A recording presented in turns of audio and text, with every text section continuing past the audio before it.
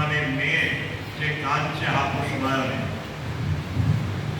ঠাকুরের সন্তান তাই হৃদয় দ্রবীভূত হয়েছে, হয়ে বলছেন যে মা তুমি কাঁদছ কেন? সে বলল তার দুঃখের কথা। তাদের বাড়িতে একটা মাত্র জলপাত্র ছিল, মা দিয়েছিলেন 10-12 বছরের মেয়েটিকে, জল নিয়ে এসো, পানীয় জল। আস্তে আস্তে ওই হাঁড়ির কলসির তলাটা পড়ে গেছে, ভেঙে গেছে, পুরনো ছিল তো। আর আপোষ নয়নে কাঁদছে, মায়ের কাছেও পয়সা নেই, তার কাছে পয়সা নেই, মা মারবে তাকে।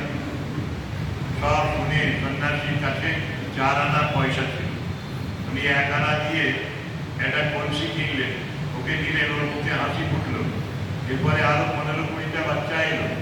বাবা আমাদের 3 দিন কিছু খাওয়া হয়নি, আর দিদির এই চেহারা, অস্থিচর্ম সার।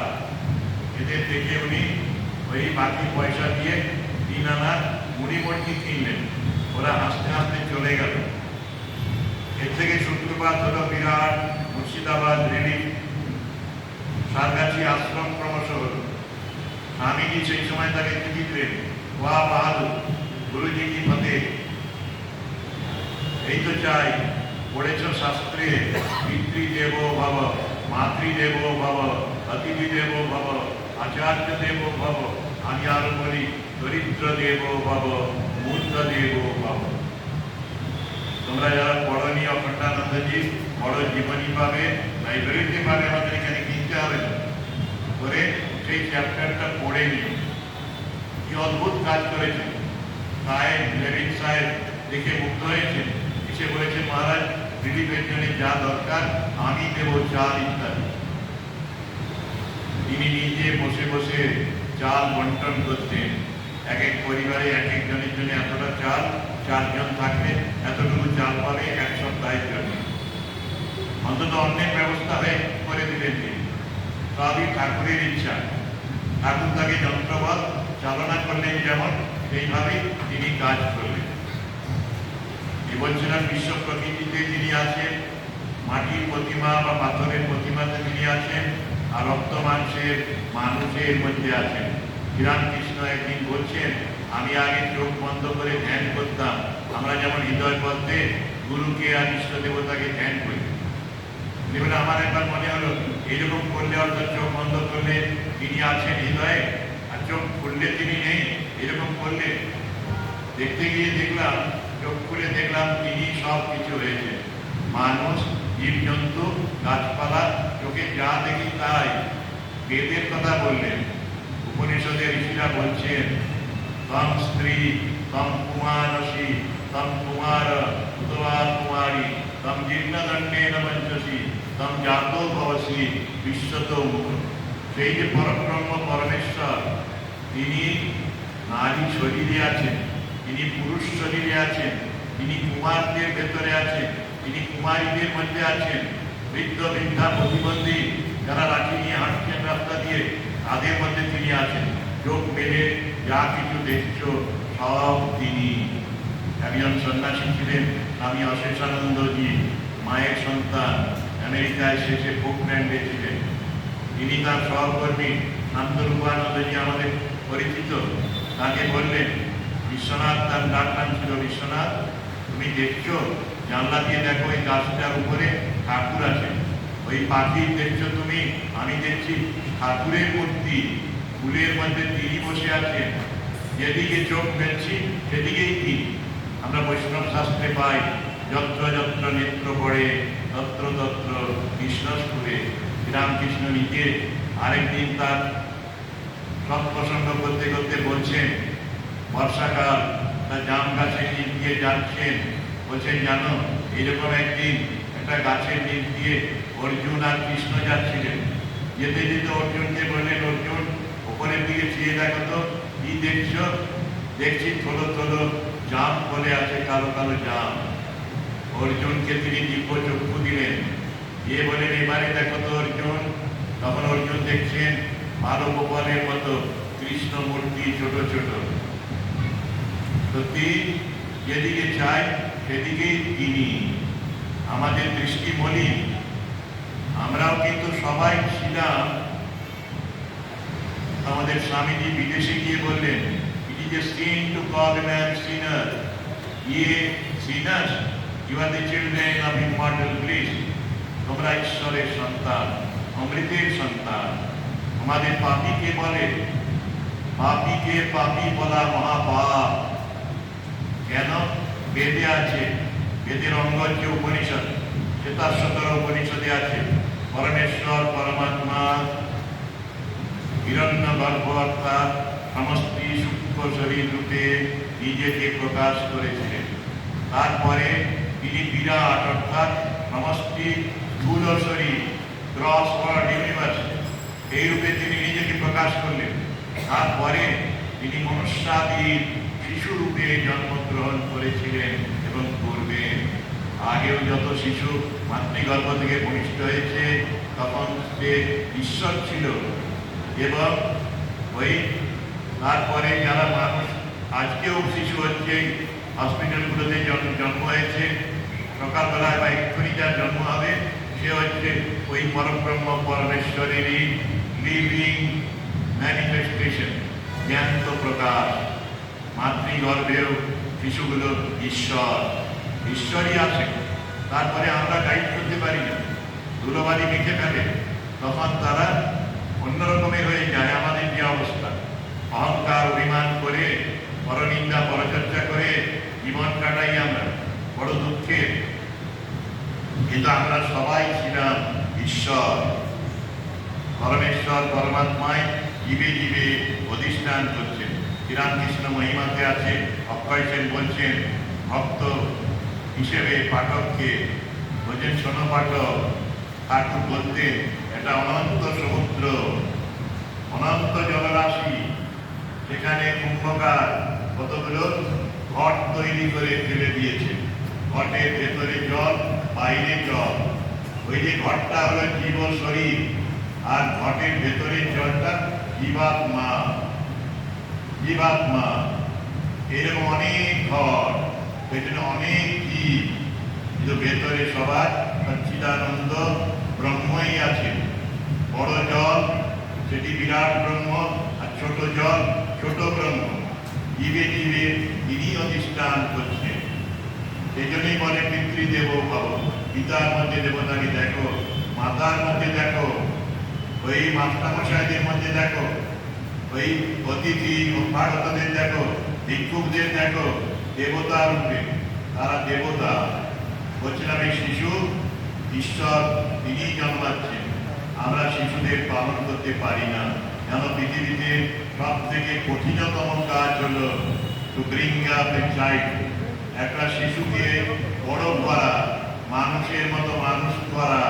This is the toughest work job.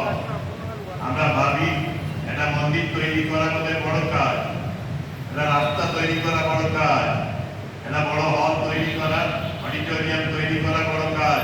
কিন্তু তার থেকে বড় কাজ হলো নিজের বাচ্চাগুলিকে ঠিক ঠিক মানুষ করা। লিওনার্দো ভিঞ্চি বলে একজন আর্টিস্ট ছিলেন, বিরাট বড়। তিনি তাকে একবার রাজা অর্ডার দিলেন একটা দেবতার ছবি আঁকো, লিভিং গড, আর একটি লিভিং শয়তানের ছবি আঁকো।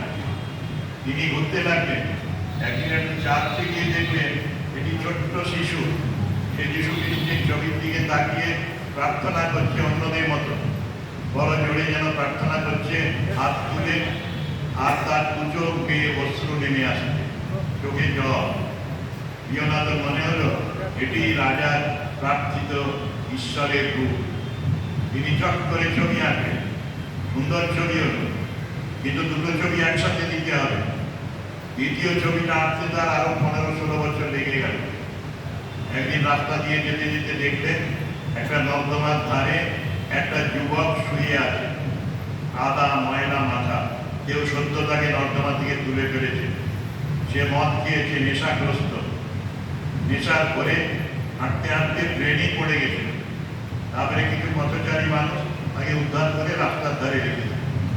লিওনার্দোর মনে হলো এই হচ্ছে রাজার প্রার্থিত শয়তানের মূর্তি। সে ছবি আঁকতে শুরু করলো। ছেলেটার তখন হুঁশ এসেছে। সে শিল্পীর দিকে তাকিয়ে বলল, শিল্পী, আমি তোমায় চিনতে পেরেছি। কি করে চিনলেন? যখন আমি ছোট্ট বালক ছিলাম তখন তুমি চার্চে আমার ছবি এঁকেছিলে। লিওনার্দো আশ্চর্য হয়ে গেল, আশ্চর্য, যে শিশুটিকে দেবতার রূপে দেখেছিলাম সেই শিশুটি আজকে শয়তানে রূপান্তরিত হয়েছে। উইদাউট প্রপার গাইডেন্স আমাদের এই দশা হয়। কেউ মন্দ নয়, কেউ পাপী নয়।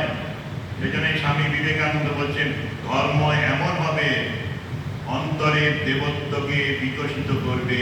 Religion is the manifestation of the divinity.